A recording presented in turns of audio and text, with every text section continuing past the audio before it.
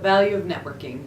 And the reason I say this is because by nature I'm an introvert, and I would tend to go to a conference and go to all the sessions because, book smart, want to go and pay attention, and then from there I would spend the evening, by myself.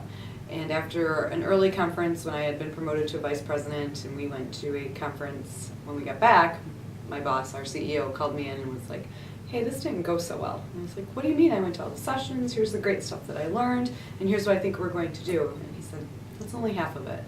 Part of the value of why we send you to a conference is to network. And for me, that was a challenge because by nature I didn't want to go and walk into a room of strangers and be uncomfortable. Really what he was explaining to me that someone had to tell me, and I, now I'm embarrassed that I didn't know this on my own, is that when you go to, especially in the credit union industry, a conference, the goal is to meet and know other people that do the job that you do. And it will help you in the future. So if you have a project that you're working on, you need a vendor reference, you actually know somebody who's done that before and they can help you, and vice versa. You can help them if they need something from your organization or your credit union. And I wish that someone had told me that earlier than this point, and that I didn't need to have my boss sit me down and explain that to me. I tell all the staff this, that every day is a job interview. You need to be on your game whether you're applying for the job and most every day when you're not applying for the job, because we're actually watching out to see what we can do for your career, for you in the future. 2, try not to always concentrate on being perfect. As you become a leader and increase your responsibilities, that becomes more challenging. To do everything at 150% is just not possible.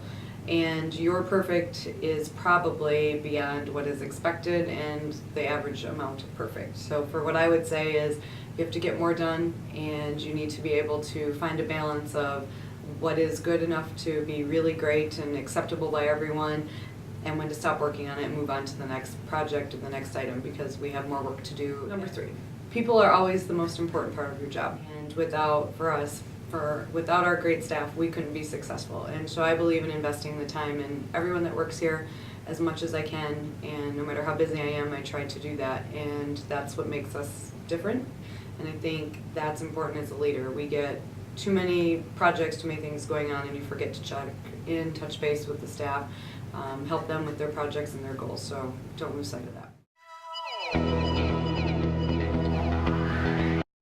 I would say, from my perspective, maybe losing sight of the goals of the organization. Every time I have to make a decision on a product, a service, a staff benefit, a program, question, who benefits, is this the best way to approach this?